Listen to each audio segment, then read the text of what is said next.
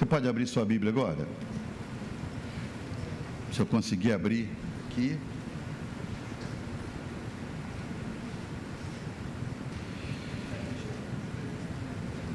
Isaías capítulo 10, verso 27. Você sabe que nós somos uma igreja que acredita nos dons espirituais. Está claro, irmãos? Você não se surpreende, né? Não imaginava, você sabe, não é?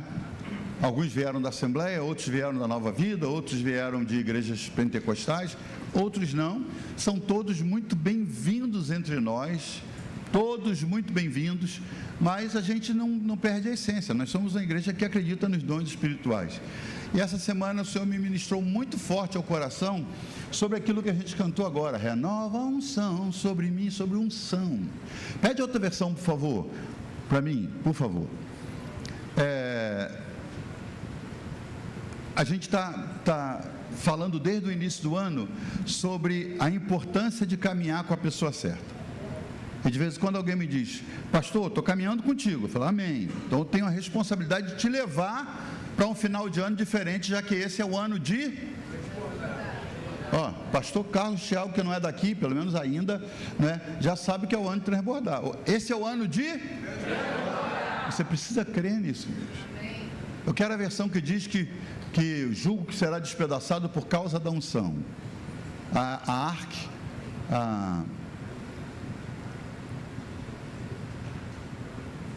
essa também não. Revista e corrigida. Aí. Esse pessoal é bom, irmãos. Eles ficam escondidos assim, mas eles são bons. Diz o texto assim: e acontecerá naquele dia, pode ser hoje, pode ser amanhã, acontecerá naquele dia que a sua carga será tirada do teu ombro. Deixa eu ver se é essa mesmo. E o seu jugo do teu pescoço. E o jugo será despedaçado por causa da unção. Esse texto salta do texto de Isaías, porque o povo de Israel estava debaixo do domínio dos assírios. Os primeiros que foram levados foram os do Reino do Norte, né? Reino do Norte, Reino do Sul, Reino de Israel. Israel é dividido em duas áreas, o Reino do Norte e o Reino do Sul, e o Reino do Norte foi o primeiro a ser capturado pelos assírios, cruéis os assírios, cruéis. Ridicularizavam a fé dos cativos, e o povo do Norte foi levado cativo. E eles tiveram muitos profetas ministrando para eles do perigo que viria, profetas que foram levados juntos, profetas que ficaram ministrando durante o cativeiro. E aí de repente Isaías se levanta em nome do Senhor e diz: acontecerá naquele dia que a sua carga será tirada do seu ombro. O povo, apesar de vivo, tinha uma carga no ombro. Você sabe o que é isso? Você pode estar servindo a Jesus, frequentando uma igreja consistentemente, mas você sente assim: tem uma carga sobre o meu ombro. O texto é mais direto. Ele diz: e o seu jugo será tirado do seu pescoço. O que é jugo, irmãos? Já vou falar sobre o jugo já. Mas o jugo oprime, e o jugo será despedaçado por causa da unção. Israel estava sob cativeiro, em escravidão, humilhação e trabalhos forçados. Não é o seu caso, mas você entende aqui o que é estar debaixo de jugo. 3 palavras para a gente destacar nesse texto. A primeira delas, jugo. Jugo é uma carga, e ele usa esse texto porque o pessoal do interior sabe. Em outros lugares é chamado de canga, cangalha. Em outros lugares é uma peça de madeira, e ela tem um desenho que ela faz uma curva para cima, depois ela tem um pedaço reto e ela faz outra curva. Então o que os fazendeiros faziam? Tinha um boi velho, já tranquilão, domado, e aí começava um boi novo, afoito, quer pegar a estrada, quer sumir no mapa. Então pegavam o jugo, colocavam sobre o pescoço do boi domesticado e do boi novo, e aí solta eles agora para arar a terra. Então o boi novo, ele se incomodava com o jugo no pescoço dele, ele queria sair, queria romper, mas não podia, o jugo prende. Então ele falava: eu vou romper, vou sair correndo. Ele queria, mas não ia. Por quê? Porque o boi mais idoso que ele, mais experimentado, mantinha o ritmo. é devagar, no passo do homem que está arando a terra. Então, o mais novo tinha que andar no ritmo do mais velho, o mais rápido tinha que andar no ritmo do mais lento, para que pudesse ir aprendendo aos poucos. Jugo é algo que limita, jugo é algo que oprime e que pesa. Queria até arranjar um jugo para trazer para os irmãos entenderem. Não é muito fácil achar isso hoje, tem que ir numa área rural. Mas se você colocar na internet, você vai ver o que é jugo. Você pode ter a força de um touro, irmão, você não vai, se você tiver um outro que não vá com você. E jugo é isso, tem alguém do seu lado, debaixo do jugo que está sobre o seu pescoço, e você vai ser limitado, você vai até onde ele deixa. Jugo é isso, jugo causa escravidão, ela oprime, pesa. Em termos espirituais, eu sou lavado no sangue de Jesus, eu sou perdoado, não, eu sou crente. Mas se tiver um jugo sobre o seu pescoço, apesar de crente lavado, você vai ser limitado nas suas ações. Ou você não conhece ninguém, ou às vezes você que diz assim, meu Deus, a coisa não rompe na minha vida. Eu tento, quando eu chego perto, eu não venço. Eu estou saindo, de repente a coisa desmorona. Tem um jugo que me amarra nas minhas tentativas de prosperar, nas minhas estratégias. Tem uma coisa que me limita, que oprime e pesa, e você sente o peso. É jugo, isso tem nome, é jugo. A outra palavra que eu quero destacar é despedaça. Despedaça é diferente de apenas quebrar, irmãos. Se você tem uma madeira, um cabo de vassoura, e você parte ele no meio, ainda dá para aproveitar. Você coloca uns preguinhos, você enfaixa com uma faixa, e você consegue. Não vai estar perfeito, mas é aproveitável. Isso é quebrar. Mas quando diz despedaça, é fazer em pedaços. Aí não tem mais, já comprar outra vassoura. O que o texto diz é que a unção despedaça o jugo, faz em pedaços. Então não tem chance de aproveitar esse jugo que estava sobre o pescoço. A hora que a unção bate sobre o jugo, ele é despedaçado e você fica livre dele, sem o risco de aproveitarem o jugo para te oprimir. Alguém diz amém? E a última palavra que eu quero destacar é unção. Unção é um elemento sobrenatural, único capaz de despedaçar fardos, opressões e amarras espirituais. Irmãos, a gente tem uma igreja muito boa, louvor maravilhoso. Hoje então estava gostoso de ver. A gente tem boa palavra aqui, a gente tem um departamento infantil estruturado, a gente tem tanta coisa boa, mas deixa eu te falar, música não despedaça o jugo, oratória de pregador não despedaça o jugo, departamento infantil organizado não despedaça o jugo, ministério de homens organizado ou de mulheres não despedaça o jugo, nada disso. Departamentos, até com inclusão como nós temos, nada disso despedaça o jugo. Por quê? Porque o jugo é um elemento sobrenatural, e o que faz diferença entre nós e o resto do mundo é que nós cremos no sobrenatural. Eu vi um pastor, o pastor Abe Uber, dando uma classe, e aí ele estava dizendo, ouvi ele dizendo, que perguntaram assim, o que é sobrenatural? Ele disse assim, um passarinho cantando num galho de árvore é lindo, mas é natural. É natural. Agora, quando você vê uma vaca num galho de árvore assoviando, é sobrenatural. Sobrenatural é o que foge ao natural, que você não consegue explicar, irmão. Como é que é isso? É sobrenatural. Unção tem tudo a ver com o sobrenatural, e é o que muita gente precisa para sair do estágio em que está e ir para o próximo estágio que o Senhor está esperando há muito tempo. Você já tentou tudo, você é organizado, mas falta a unção que quebra o jugo, que é o elemento sobrenatural capaz de despedaçar fardos, opressões e amarras espirituais. Aqui na igreja a gente tem luzes, a gente tem música, a gente tem palavra, a gente tem muita coisa, mas nada disso pode despedaçar jugos.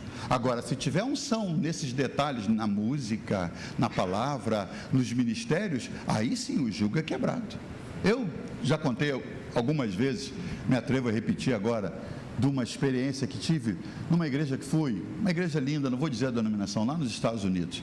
Meu amigo tocava lá na orquestra e eu fui lá para ver, domingo de manhã. Irmãos, e tem 3 auditórios de tanta gente que é. No que eu estava tinha umas 5.000 pessoas. E sabe quando você entra assim e tudo te impressiona pela excelência? O prédio, a decoração, a acústica. Aí eu olhei assim, meu amigo estava lá longe, tocando na orquestra. A orquestra se levanta e canta o How Great Thou Art, que é Quão Grande És Tu. Sabe esse hino? Quão grande és Tu. Mas, irmão, é com pompa. Um negócio. E a gente de pé cantando com eles. E aí eles terminaram. E eu lembro bem que meu amigo estava na percussão, ali na parte dos instrumentos de percussão, de bateria e tudo. E tinha um cara com, acho que é tímpanos, aquele tamborzão que o cara bate assim. Aquilo só orquestra muito refinada que temos. Você não acha isso em qualquer banda de igreja, nem igrejas que tem uma banda maior, não tem, costuma ter aquilo. E quando chegou naquela frase, quão grande és tu, quão grande és tu, aí a orquestra fez pam, pam, pam, pam, pam, pam, pam, pam, e o cara, brrr, ele fez aquilo, eu fui arrepiando assim, e ele, a orquestra fechou. Eu rompi em aplausos, eu pá, pá, pá, pá, pá, pá, pá, pá, pá, pá. 5.000 pessoas, eu e mais uns 3 que aplaudimos. Devia ser visitante também igual a mim. A gente pá, e aí até alguns olharam e eu falei, é exatamente isso, é a excelência sem unção. Como é que pode arrepiar numa canção daquela de tão bem desenvolvida e você não sentir para dar um glória a Deus, oh, aleluia? Eu fiquei esperando, irmão, nem um aleluiazinho perdido no meio daquela multidão. É a prova de que não basta ter, e essa é uma obsessão de muitos líderes hoje. A igreja tem que ter uma estética muito boa, uma acústica muito boa, tem que ter uma apresentação muito boa, o templo tem que estar finamente decorado, tem que ter entrada especial, tudo isso para atrair as pessoas, e elas vêm. Mas por que você não vê mudança de vida nas pessoas? Porque não há unção que quebra o jugo. O sujeito vem cheio de amarras, aí ele vem, ele tem olhos contaminados, ele anda de óculos escuros porque ele olha para as meninas, ele olha para todo mundo, às vezes solta um galanteio, aí ele vem para uma igreja dessa super, mega estruturada, e aí a música é demais. Essa igreja só tem pastores celebridades que pregam lá. Essa igreja, os músicos são contratados, não é como os nossos que nascem aqui, tem que desenvolver aqui, não, eles são contratados, é tudo músico profissional. Mas o sujeito vem e fala, que música que tem a minha igreja, olha esse auditório, olha isso, olha aquilo, e faz 5 anos que ele está lá, ele ainda continua com óculos escuros olhando para a mulher dos outros. Não mudou, irmãos, o jugo está no pescoço dele,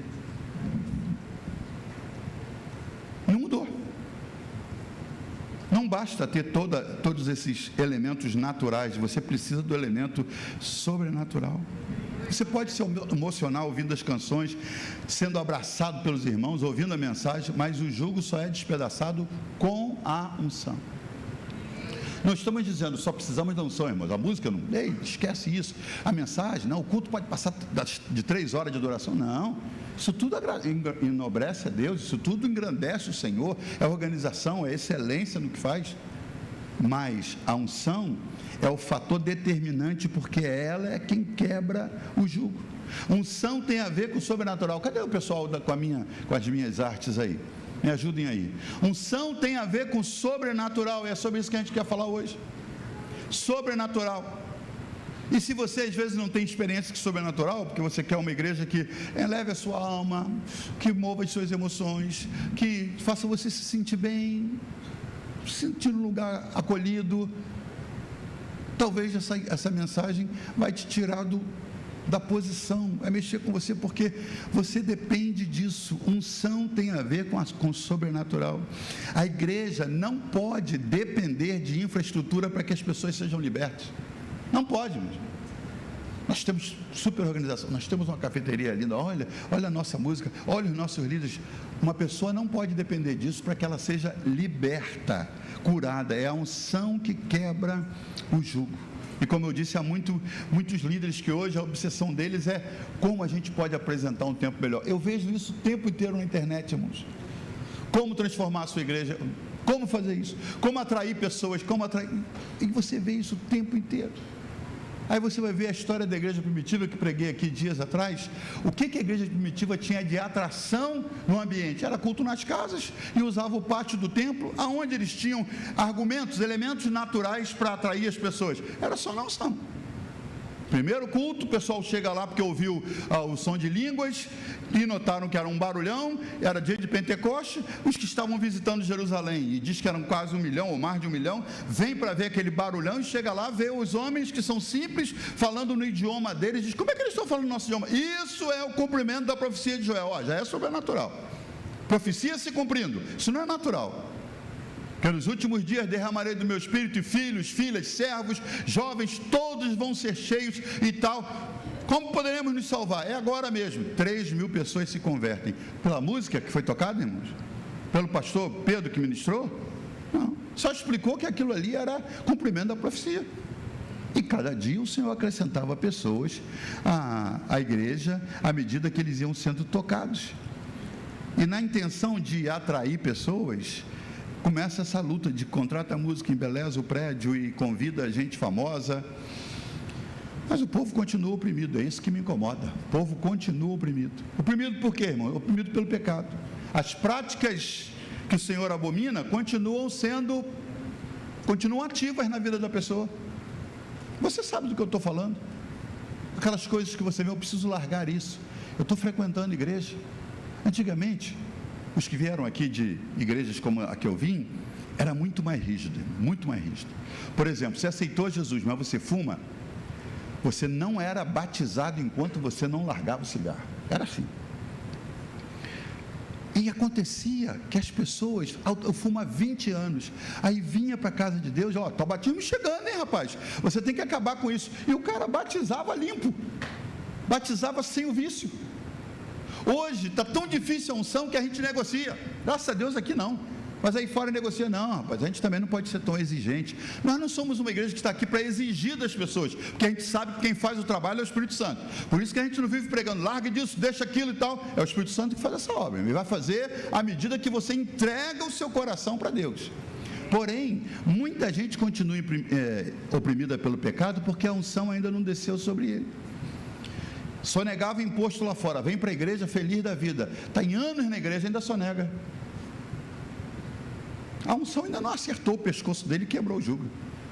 Ele continua crendo que ele não pode ser uma pessoa honesta completamente, porque Deus não vai ajudá-lo a prosperar se não for assim. Era violento dentro de casa, está na igreja, canta, louva, dizima, mas ainda bate na esposa. Essa semana houve um tema sobre isso, de uma mulher que pregou num congresso, eu já estive naquele congresso.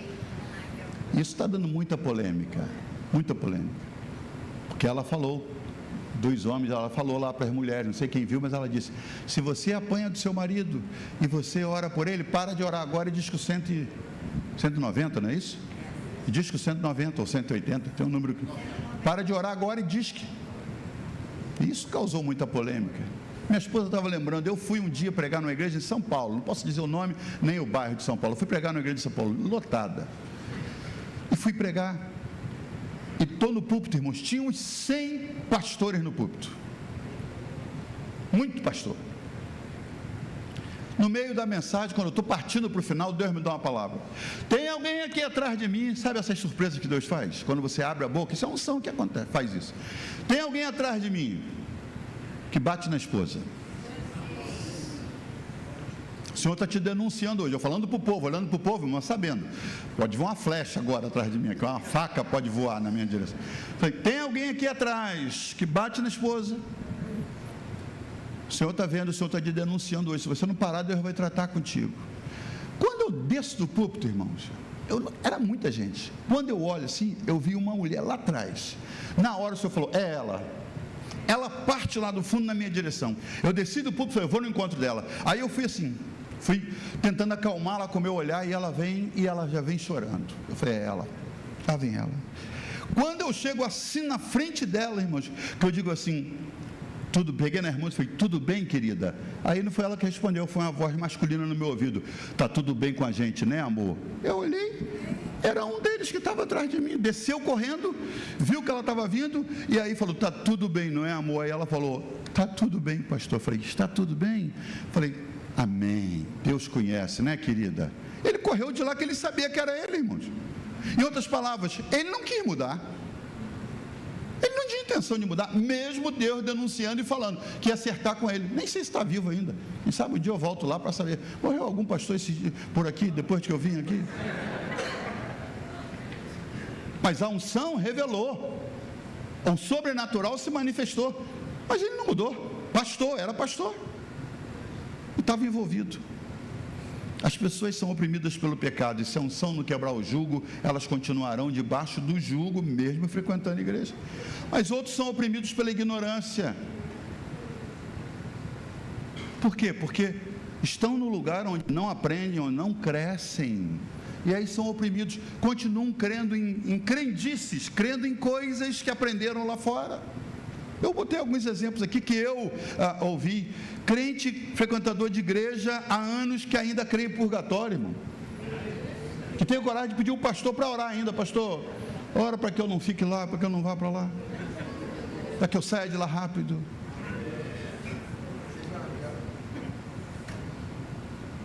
Crente que crê que vai virar anjo. Ainda canta o hino da Zilanda Valentim, um anjo serei, lá, não vai ser, irmão, não vai. Não vai ser. Ontem na casa da minha sogra a gente ligou lá para ela ouvir umas canções, tinha uma dupla linda cantando. Vou cantar com os arcanjos. Não vai, irmão, não vai cantar. Mas isso é poético.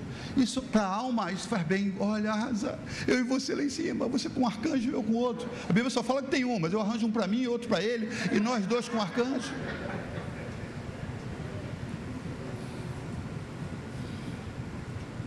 Oprimidos, irmãos, pela ignorância. Não falei aqui que ainda falou, vou cantar com os arcanjos e Jesus vai reger. Jesus estava falando, eu? Ainda são escravizados pela ignorância, oprimidos pela ignorância, então vivem falando, porque isso faz bem para o coração. Aí vê o ministério de louvor cantando aqui, eu não canto no ministério, mas eu vou cantar ali em cima. Você vai cantar, deixa eu clarear isso, biblicamente. Você que não está acreditando no que eu estou dizendo, vai lá. Eu fui pregar uma vez numa igreja, tempos atrás, e falei assim, irmãos, a gente não vai cantar com os anjos não cantam. E no final do culto, o pastor disse assim, uma irmã estava no culto aqui, ela mandou os textos para você. E aí eu fui ver, eu disse aqui, ela não leu direito, diz assim, que os anjos, por exemplo, lá no templo de Isaías 6, eles dizem santo, santo, santo, mas não diz que eles estão cantando. É que para nós louvor é só cantar, irmão. Os anjos adoravam o Senhor dizendo santo, santo, santo.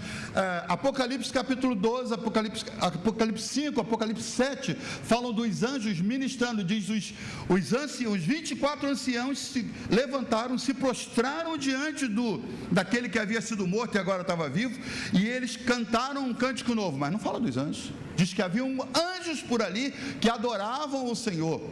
Pode ser com as asas, mas não diz anjos cantando. Para quem que Deus reservou o ministério de cantar? Para os remidos, para você. Que a gente vai cantar no céu, isso vai, irmão. Está lá que nós vamos entoar um cântico e agradar o Senhor. Agora não chama anjo para cantar, isso tem o trabalho deles, irmãos. Mas parece que fica mais encorpado, não é? E aí vem um montão de coisa.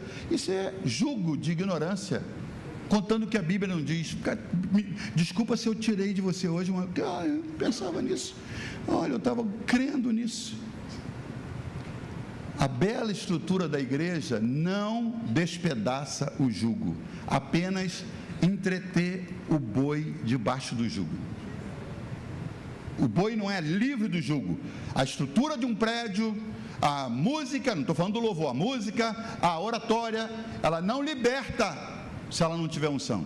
Ela apenas embeleza o touro, o boi que está ali embaixo, mas ele continua debaixo do jugo, anos e anos e anos e anos. Por isso que é bom você vir para a casa de Deus, que aqui você aprende. E tem a liberdade, irmão, de conferir, de gravar, de ver o culto depois. Eu não acredito no que ele falou. E vá lá procurar, vá na Bíblia procurar. E depois venha. Venha me dizer, pastor, eu vi lá e não era assim não. Aí a gente vai se desculpar, se não foi, né? Foi falta de remédio, ou li errado, li numa versão errada, mas se não, eu vou te dizer, não, querido, deixa eu te mostrar aqui. A igreja precisa se mover na unção profética, irmãos.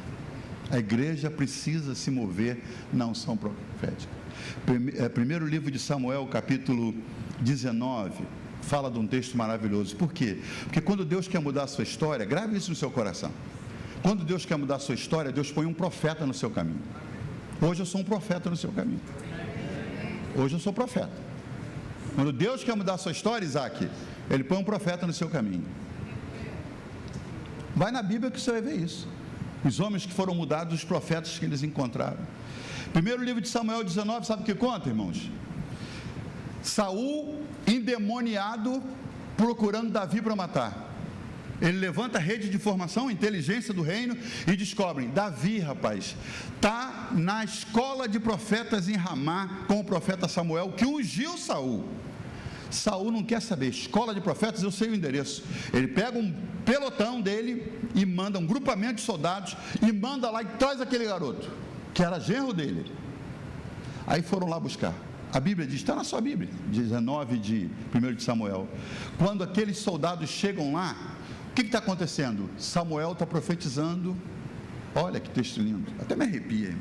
Samuel está profetizando, Davi está no ambiente de profecia, os soldados começam a profetizar, e não voltam com Davi, mas a informação chega, Saul fala, outro pelotão, mais brabo, manda de novo, manda outro grupo de soldados, soldados vão, chegam lá, estão os soldados anteriores, Samuel e Davi profetizando, e aquele novo grupo de soldados começa a profetizar também.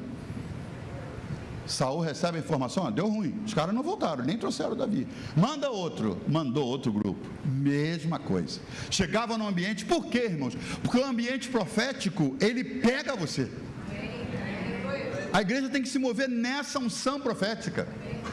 Que quem entrar aqui tem que sentir, caramba, eu senti alguma coisa, não é só um arrepio, sentiu Deus está nesse lugar. Em pequenos gestos. Você vai aprender mais sobre isso hoje. E aí ele então diz, eu vou pessoalmente, e vai Saul, irmão, aquele endemoniado que eu falei, no momento ele estava endemoniado quando ele estava perseguindo Davi, quando ele chega lá para dar uma bronca e levar Davi pessoalmente, ele vê os soldados dele profetizando, e Davi, quando ele chega perto e ele desce do cavalo, antes de entrar no ambiente da escola de profetas, ele já começa a profetizar andando, eu imagino ele, no maior movimento profetizando, caminhando na direção da escola e profetizando, aí ele entra, aí ele cai de joelhos prostrado. O ambiente muda, o ambiente profético muda a sua história.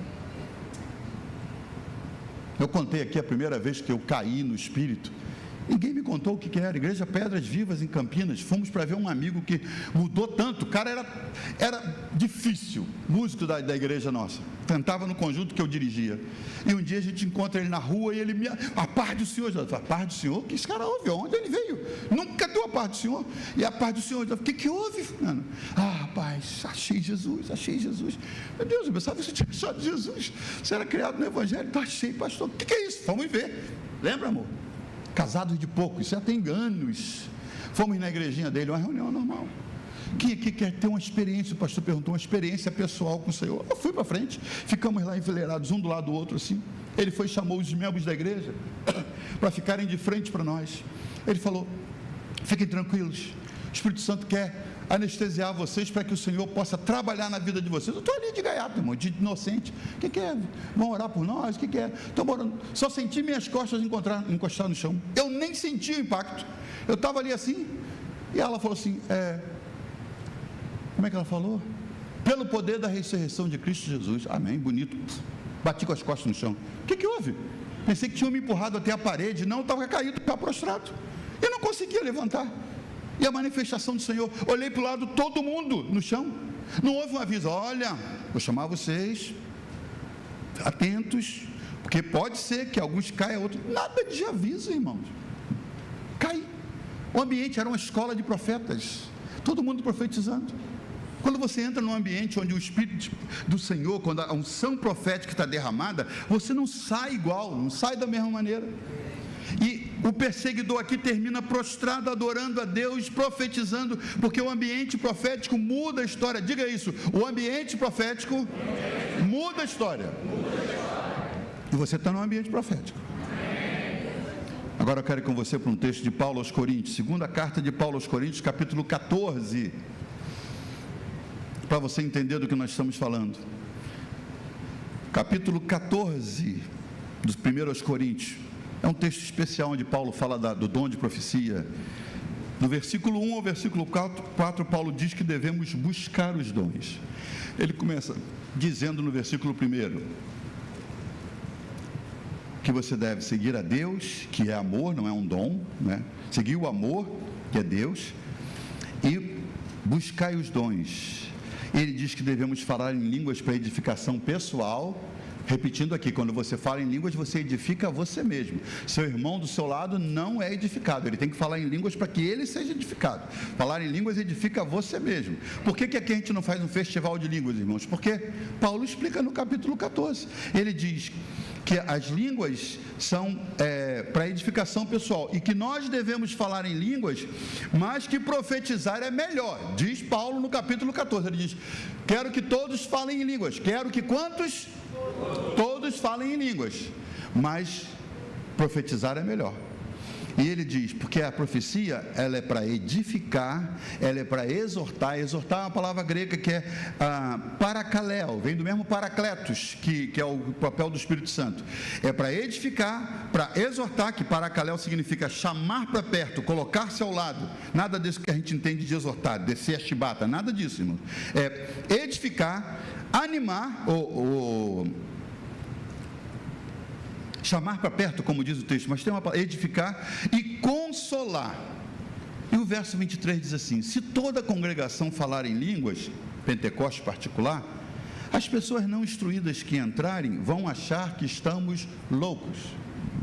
O Paulo que diz, quero que todos falem em línguas, mas ele diz, quando entrar alguém no ambiente, a igreja inteira falando em línguas, o que não entende, o que não é instruído na palavra, ele vai dizer, que loucura é essa?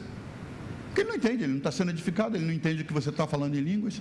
Mas ele diz no versículo 24 o seguinte: porém, se todos profetizarem, o descrente vai ser convencido e os seus segredos serão revelados e ele vai adorar a Deus. Paulo não está dizendo, não quero que falem em línguas, ao contrário, ele diz, quero que todos falem em línguas. Porém, melhor é que você profetize, porque quando você fala em línguas, seu irmão que ainda não entende, ele não é edificado. Mas quando você profetiza, os segredos são revelados, e por isso ele diz no verso 31, porque todos poderão profetizar. Quantos poderão profetizar, irmãos? Então não é um negócio de carteirinha, essa é a fila dos profetas, não é assim? Paulo diz, quero que todos profetizem. Agora ele diz, porque todos poderão profetizar, para que todos aprendam e sejam consolados. Pastor, que negócio é esse, todos profetizar? Então, num culto, cada um aqui, jovens, adolescentes, todo mundo diz, assim diz o Senhor. Não tem que ser só no culto, irmãos. Pode ser no seu trabalho, dentro do BRT. Profetizar é ser um instrumento de Deus usando uma ferramenta que você tem, que o Senhor te deu, para edificar, para consolar ou para exortar uma pessoa. A pessoa está quebrada por alguma coisa que aconteceu, e você profetiza para ela, usando às vezes um texto bíblico. Olha, o Senhor é a tua sombra, à tua direita. Sabe o que é ser a tua sombra, irmão? O que é a sua sombra? Está vendo a minha sombra? É atrás de mim. Se eu vou para cá, o que a sombra faz, irmão? Se eu vou para frente, o que a sombra faz? Se eu paro, o que a sombra faz? Olha o papel que Deus assumiu no Salmo 121. O Senhor é a tua sombra. À medida que você se move, o Senhor se move com você. Você entendeu isso? O Senhor é a tua sombra, a tua direita. Você andou, a sombra anda contigo. Você parou, e tem muita gente com a sombra de Deus do seu lado, mas não acontece nada, porque não anda, não se move. Está parado, esperando Deus agir. E Deus falando, se move, meu filho, que eu estou como sombra agora, atrás de você. Está na sua Bíblia, Salmo 121. Se todos podem profetizar, Paulo diz que profetizem para que todos aprendam e sejam consolados. Deixa eu ver se eu consigo em 20 minutos falar sobre os níveis do mover profético, para você sair daqui sendo abençoado na vida de outros. O primeiro mover profético que a gente vê, o primeiro nível é o espírito de profecia. Apocalipse 19:10 diz assim, que O testemunho de Jesus é o espírito de profecia. Está na sua Bíblia, Apocalipse capítulo 19, verso 10. João, no texto, quer adorar o anjo que veio falar com ele. E ele quis ajoelhar, o anjo disse: não, que eu sou servo igual a você. O anjo não aceitou, não era o Senhor anjo do Velho Testamento, o anjo do Senhor. Era um anjo que servia o Senhor, e quando João quis adorá-lo, ele falou: não, impediu, o anjo impediu, porque o anjo falou: eu sou servo como você. E aí o anjo diz assim: sou um servo de Deus assim como vocês, que guardam o testemunho de Jesus. Quem aqui guarda o testemunho de Jesus? Meu Deus do céu, eu pensei que era todo mundo. Quem aqui guarda o testemunho de Jesus? Então é com você que o anjo estava falando. Ele estava dizendo que quem guarda o testemunho de Jesus, esses sim, são servos, e o testemunho de Jesus, diz o anjo, é o espírito da profecia. Aqui não é o dom, ele não está falando que é o dom, está falando que o espírito de profecia, que é o primeiro nível no mover profético, do qual nós estamos falando, tem a ver com o testemunho de Jesus. Quando você dá a sua vida para o Senhor, e o testemunho que o Espírito Santo contou para você, você recebeu no coração, a Bíblia diz: se com o teu coração creres e com tua boca confessares aquilo que o Espírito testemunhou, serás salvo. Você creu e confessou, você recebeu o testemunho de Jesus. Então, o primeiro nível do mover profético já acontece na sua vida. Quem guarda o testemunho de Jesus entra no ambiente da profecia e começa a fluir no Espírito. Mas eu ainda não fui batizado do Espírito Santo. Vai chegar a esse nível. Mas pastor, eu não falo em línguas. Pastor, eu não ministrei para ninguém. Se você recebeu Jesus, você já entrou no ambiente do Espírito da profecia, que é o testemunho de Jesus. Diz o texto. Deixa eu contar um exemplo para que você entenda do que eu estou falando. Você está na igreja, como hoje aqui, e de repente você sente no coração de abraçar alguém. Você diz assim, você olhou para alguém, olhou para Isabel, falou assim: no final do culto eu vou lá dar um abraço na Isabel. Ela não pediu, você sentiu no coração. Você está no ambiente do Espírito da profecia. Aí no final do culto você diz: Isabel, eu queria te dar um abraço. Ela já começa a chorar. Eu pedi a Deus hoje um sinal, que se Ele me amasse, isso aqui fosse o lugar, que alguém me desse um abraço. Você não sabia, irmãos. No ambiente da profecia, onde o Senhor se manifesta, você sente impulso de fazer coisas, e eu sei disso. Você já sentiu impulso para fazer coisas e não fez.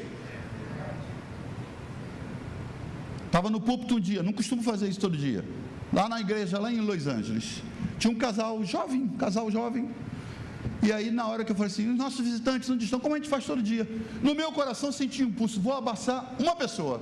Desci, saí assim, fui pelo meio do corredor, já comecei a ver a pessoa que eu escolhi a choramingar. Não falei nada, não sabia quem era. Fui lá: posso te dar um abraço? Chorou. Obrigado, Senhor. Eu falei: oh meu Deus, isso aqui é um abraço valioso, hein? Obrigado, Senhor, por esse abraço e tal. Ela tinha feito um voto com o marido em casa. A igreja que nós fomos, elas estavam sem igreja, e o pastor descer do púlpito me abraçar é o sinal de Deus para eu ficar ali. Eu não sabia disso. Por isso que você tem que estar ligado, irmão, na unção profética. Sentiu algo de fazer estranho? Nunca abracei aquele irmão, nunca cumprimentei, meu Deus, senti de orar por uma pessoa, mas ele está com a carinha tão boa, você não sabe o bagaço que está lá dentro. E aí quando você se manifesta e vai, acontece isso, que é o primeiro nível do mover profético, é você estar no espírito de profecia, é você se dispor a fazer aquilo que o Senhor põe no seu coração. Pode ter alguém aqui hoje que está pedindo um sinal a Deus, aí Deus sintonizou você, vai lá e faz isso. Eu sei lá, nunca fiz isso. Irmãos, eu não quero saber dos resultados.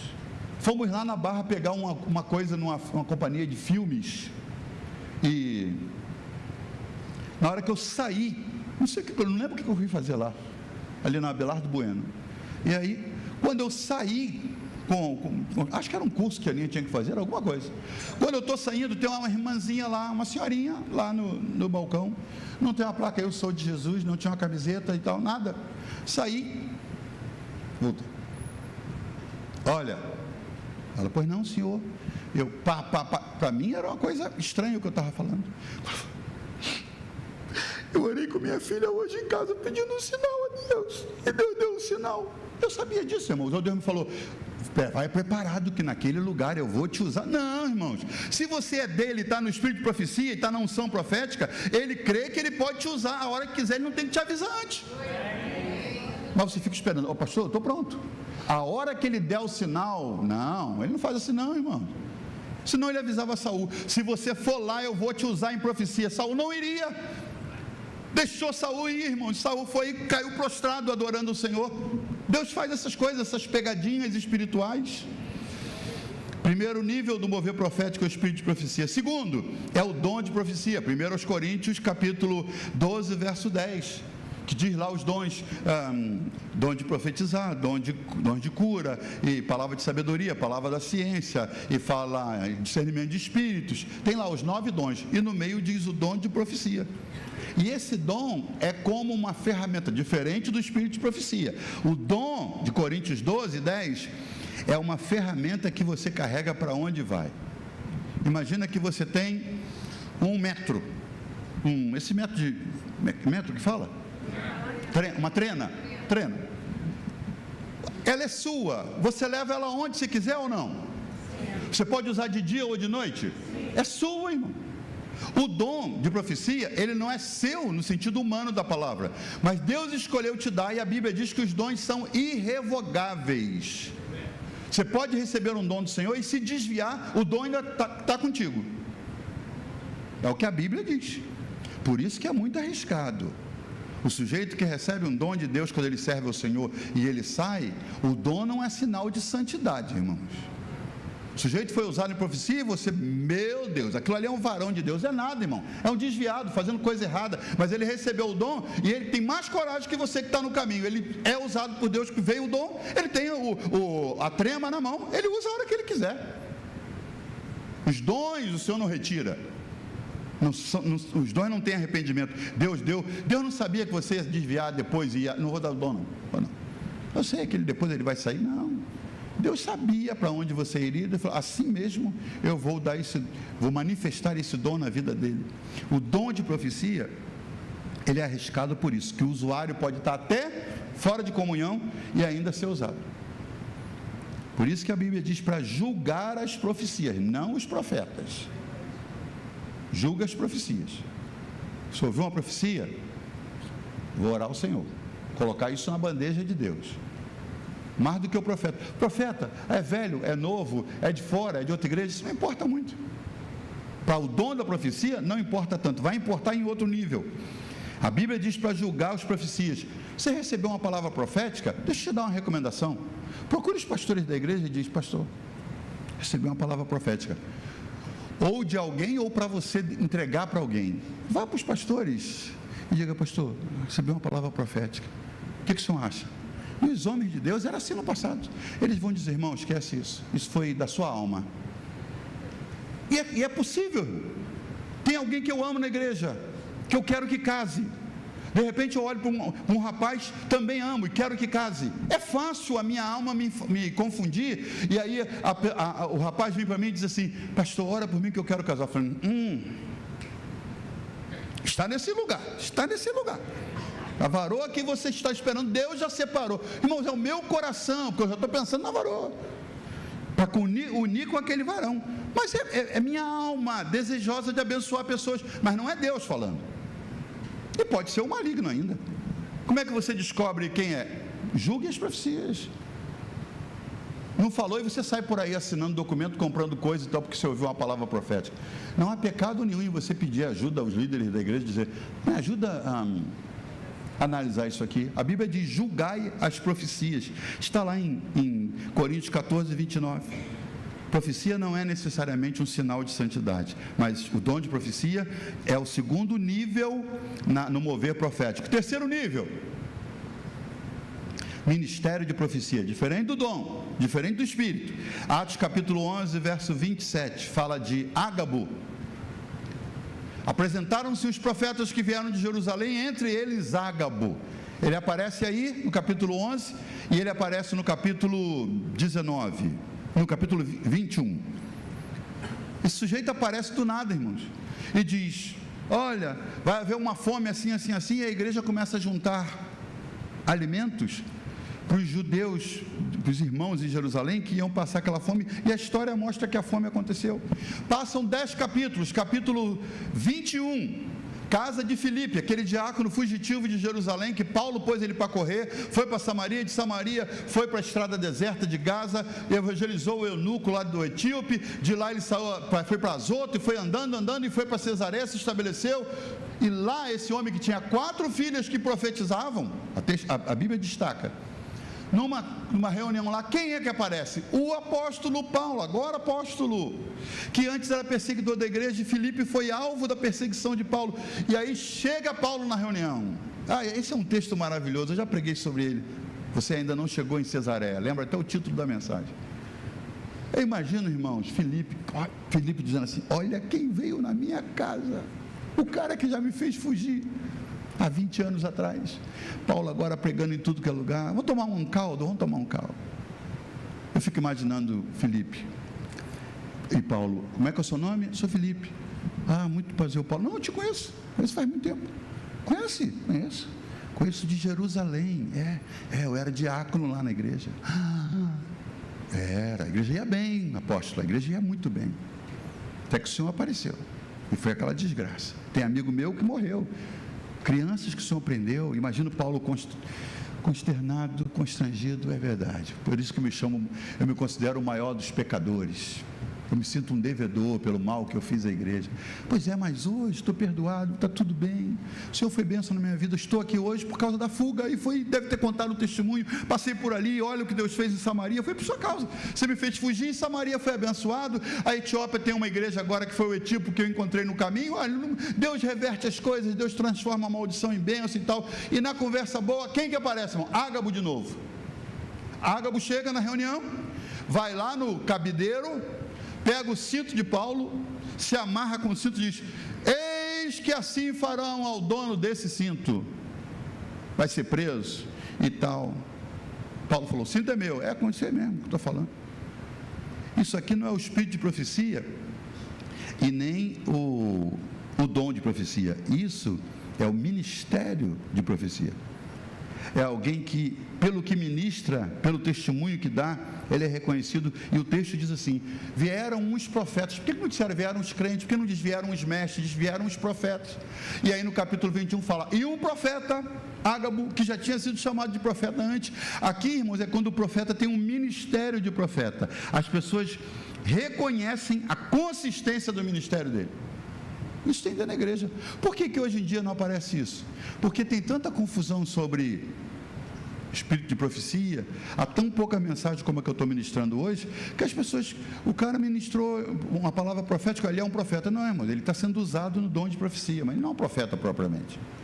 O ministério de profeta, depois você ouve essa mensagem de novo, que você vai entender. Eu posso mandar o esboço para você. O ministério do profeta faz com que aquele que profetiza sempre seja reconhecido como uma autoridade na profecia. Ele profetiza. Aconteceu a fome que ele profetizou lá no capítulo 11. Agora ele está falando de novo, e Paulo foi preso como ele profetizou naquela hora. E na mesma casa tinha 4 filhas de Filipe que também profetizavam. Por que não diz assim? E Filipe tinha 4 filhas que cantavam muito bem. Não, profetizavam, destaca, porque o que elas ministravam era reconhecido como vindo da parte de Deus. Isso é o ministério de profecia. Está me entendendo? Diga amém. Por último, o ofício de profeta. Efésios 4:11 diz assim: e ele mesmo, depois que ressuscitou, ele mesmo deu à igreja, a noiva dele, deu à igreja. Ele, Jesus, deu à igreja. Uns para apóstolos, outros para profetas, outros para evangelistas, outros para pastores e mestres, com o fim de preparar os santos para a obra do ministério e para que o corpo de Cristo seja edificado. Por que Deus deu esses 5 ministérios? Aqui é o ofício de profeta. São 5 ofícios. Eu sempre falo isso, se você não viu ainda, você vai lembrar sempre. Pega assim a sua mão. Apóstolos. O único dedo que toca os outros dedos todos é o apóstolo. O que é apóstolo? Um dia, lá nos Estados Unidos, quando o pastor Cooper, que esteve aqui, Colin Cooper, que pregou aqui, ele falou assim: você é um apóstolo. Aí eu falei assim: não, porque eu pensava no apóstolo do chapéu aqui. Não, ele não é apóstolo, não. Não, sou um pastor. Você é um apóstolo. Jason, você é um apóstolo. Por quê? Eu não entendia esses... Ele falou, porque o apóstolo tem horas que ele age como mestre, tem hora que ele age como profeta, tem hora que ele age como evangelista. E aí eu fui vendo. Abri igrejas, várias igrejas, eu atuava como evangelista. Na hora de ensinar o povo, eu atuava como mestre. E os ministérios variavam porque o apóstolo, ele toca nos dedos todos. Os outros dedos não conseguem, irmão. Tenta tocar. Não consegue. Não estou dizendo que a partir de agora todo mundo apóstolo já... Não, irmão, não é isso. Estou falando como ofício de bispo, de apóstolo, como chama a palavra. Ele mesmo deu uns para apóstolos, outros para profetas. É o dedo que... Ó, o caminho é para lá, gente. Ó, a verdade está ali, hein? O profeta faz isso. Está achando que o profeta vai se preocupar com o que você gostar ou não? Mas não preocupa, não. Você faz um negócio todo bonitinho e fala assim, ó, Jesus não está nisso não, hein? Aí você, caramba, grosso, hein? O profeta não se preocupa com a sua resposta ao que ele mostra. É o dedo que aponta o caminho. O outro, dedo mais longo, evangelista, o que vai mais longe. Se dá um evangelista para pregar numa santa ceia, irmãos, ele vai falar, porque o negócio é ganhar almas. Então, o negócio dele é ganhar alma, evangelizar. Ele não está preocupado em abrigar ninguém, nem os que ele ganha para Jesus, ele não se preocupa em manter, né? Ele nem quer profetizar na sua vida, ele só quer falar de salvação do mundo. Tem que pregar, vamos ganhar esse bairro para Jesus. É o que vai mais longe, é o dedo mais longo. O outro dedo é o dedo do anel, é o dedo do pastor, que tem uma aliança com as ovelhas. Pastor pode não ser um bom pregador, pastor pode não ser um grande profeta, pastor pode não ser nem esse mestre todo, mas ele é o que tem compromisso contigo. Você está quebradinho, ele vem cá, meu irmão, vem cá. Pastor, estou todo errado, mas Jesus tem misericórdia de você e vai te ajudar. O profeta passou no seu caminho e falou, vai para o inferno desse jeito. Aí o pastor vem atrás e fala, peraí, não é assim também, não, segura aqui, vem cá, você vai ter outra opção e tal, calma. E o último, é o dedo que vai mais fundo no ouvido, é o mestre. Ele quer ensinar a palavra, ele quer te ensinar o que a Bíblia diz e você decide se ouve ou não. Entre esses 5 ofícios, tem o ofício de profeta. Por que o Senhor levantou esses ofícios, irmãos? Diz o texto, com o fim de preparar os santos. Tem um santo aqui, diga amém. Amém. Preparar você para a obra do ministério. Deus quer preparar você para a obra do ministério. Amém. Viu, Luiz? Viu, Nicole? Deus quer preparar você para a obra do ministério. Como Ele faz isso? Através dos 5 ofícios ministeriais, pastores, mestres e profetas, evangelistas e apóstolos. Ele usa esses ministérios, esses ofícios, para preparar os santos para a obra do ministério e para que o corpo de Cristo seja edificado. O ofício de profeta, ele tem um chamado reconhecido. Os frutos são incontestáveis e ele tem visão de Deus para os rumos da igreja. Vai acontecer isso, você fica olhando, o que é isso? No ofício de profeta, entre os 5 ministérios da igreja, ele tem visão global, ele olha, essa igreja vai se expandir, nós vamos mudar desse lugar, ele fala coisas que você diz, como é que é isso? Mas ele se desenvolve nessa área. A igreja precisa se mover na unção profética. Fica de pé, meu irmão. A igreja precisa se mover na unção profética. Olha o que diz o texto. Certamente o Senhor, o soberano Senhor, não faz coisa alguma sem antes revelar aos seus servos os mestres, é isso? Aos seus servos os apóstolos, é isso? Aos seus servos os evangelistas, não. Aqui ele especifica, seja no ofício, seja aos seus servos os profetas. Deus decidiu que Ele não vai fazer coisa alguma sem antes revelar aos seus servos, os profetas. Tem algum servo de Deus aqui? Então é com ele, você que Ele está falando, Ele não vai fazer nada sem revelar. O que Deus vai fazer em Caxambi, irmãos? Ele já sabe para onde nós vamos, se é que vamos. Ele já sabe se é aqui ou em outro lugar. Nós pensávamos que era ali, pode ser que seja. Agora, Deus revela, Ele não faz nada sem revelar aos seus santos, os profetas. E o Rio de Janeiro, irmãos, nosso estado sofrido, 5 governantes presos, tanta corrupção, é o estado considerado com mais liderança corrupta na federação inteira. Deus sabe o que vai fazer no Rio de Janeiro, e pode contar para você, e na sua vida, será que vai acontecer assim? Porque aconteceu? Não. Deus sabe o que Ele vai fazer na sua vida. E pode contar para você. Para que você se prepare para o que Deus está programando fazer.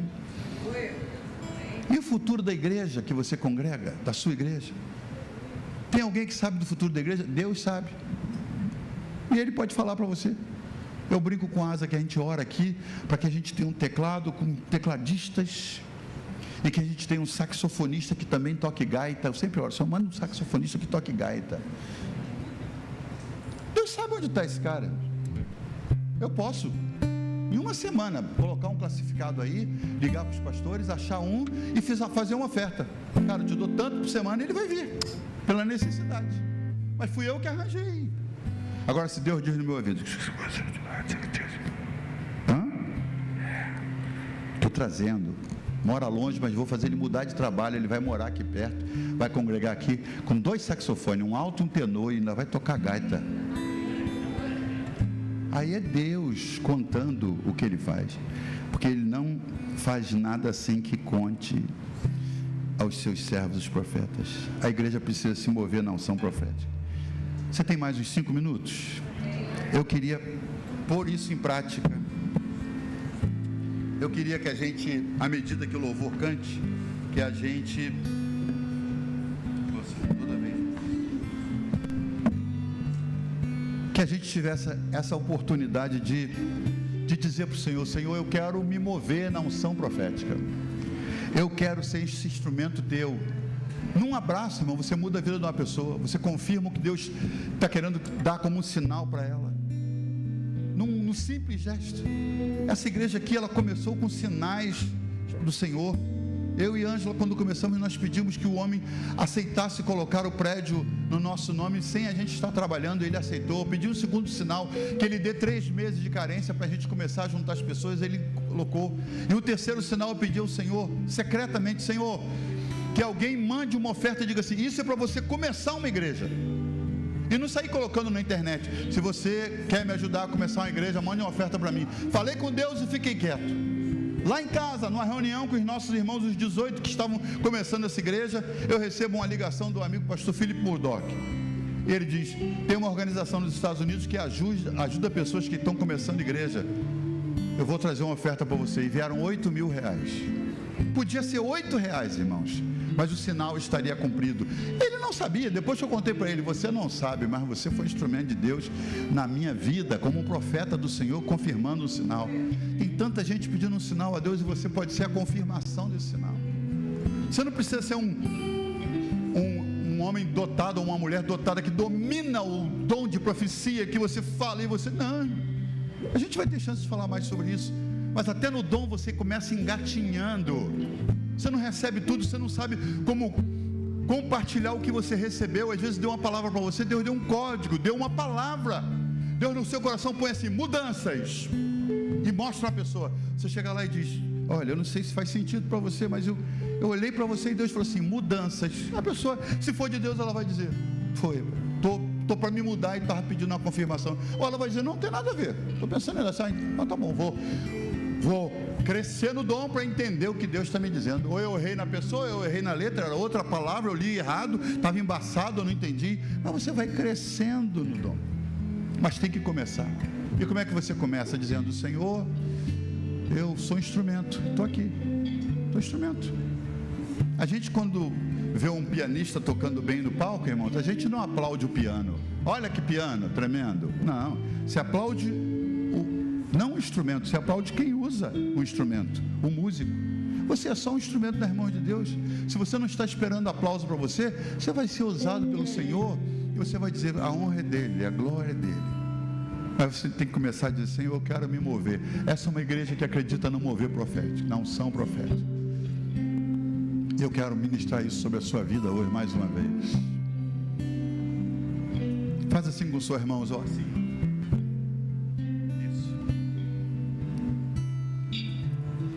Pai, em nome de Jesus, quero usar a autoridade que Tua Palavra me outorga essa noite, depois da Tua Palavra ministrada, para dizer a cada irmão aqui, Senhor, cada irmã, cada pessoa, aqui ou em casa nos assistindo, que há um convite Teu para sermos usados na Tua obra. Há uma unção profética sobre esse lugar, uma unção que quebra julgos, jugo de enfermidade, amarras espirituais, vícios. A unção quebra julgos, Senhor. E a unção está disponível. A unção está disponível.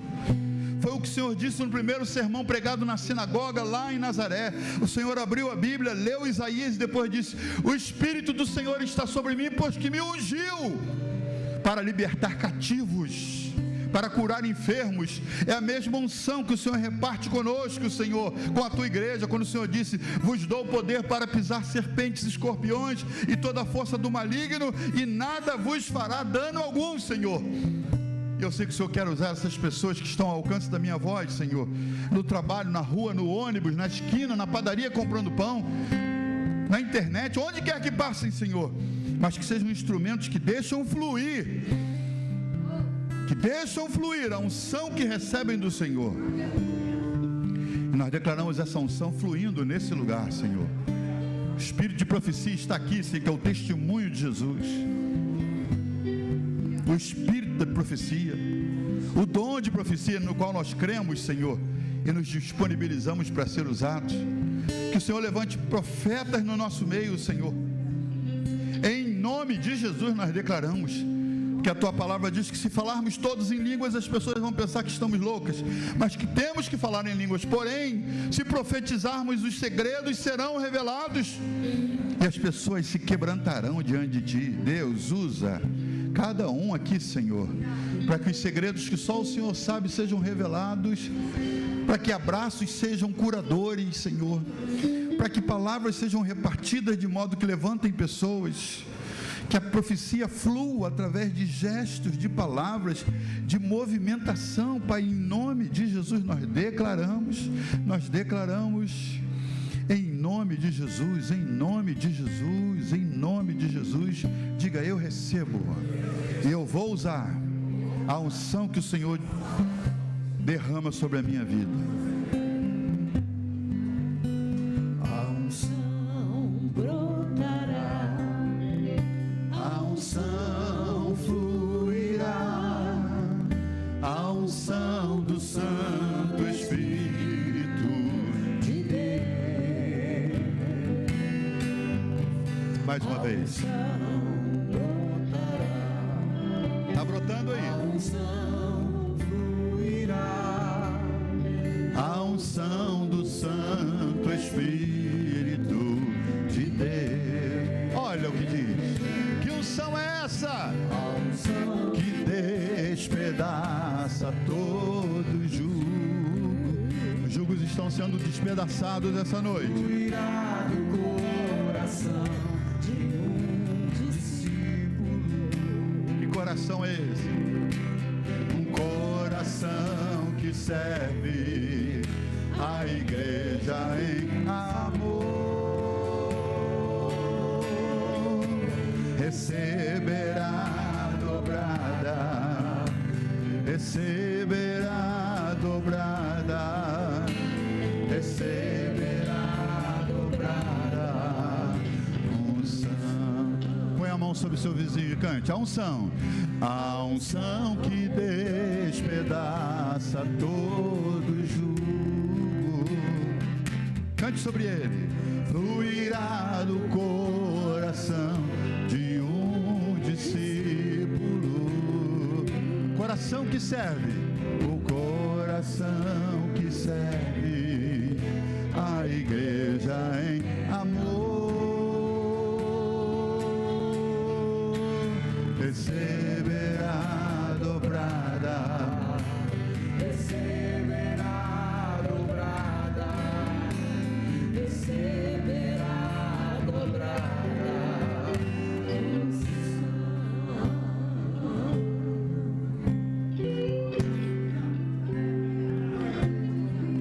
está recebendo algo do Senhor que não é para você, é para alguém. Senhor, que ninguém guarde para si aquilo que recebeu de ti, Senhor. Mas que essa noite comece um movimento, Senhor, nesse dia, Senhor, nesse dia 6 de maio, que comece um movimento, Senhor, de unção profética no meio dessa igreja, no meio daqueles que assistem, no meio daqueles que estão aqui, Senhor. Em nome de Jesus eu declaro a liberação, Senhor, da unção que quebra o jugo, da unção que despedaça o jugo. Em nome de Jesus, em nome de Jesus, em nome de Jesus. Se você crê, diga amém. Amém. Deus te abençoe. Seja um agente de Deus para abençoar pessoas. Na paz do Senhor, Deus te abençoe.